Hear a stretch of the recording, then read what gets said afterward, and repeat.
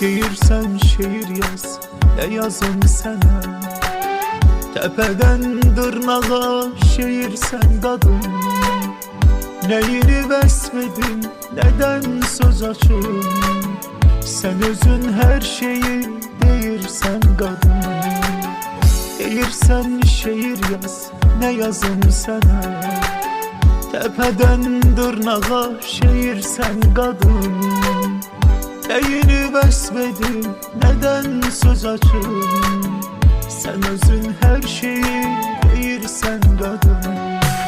Sen de güzelliği göremezsen, kadrini bilecek erenersen, seni bu dünyaya verenersen, bütün bu dünyaya değirsen kadın. Sen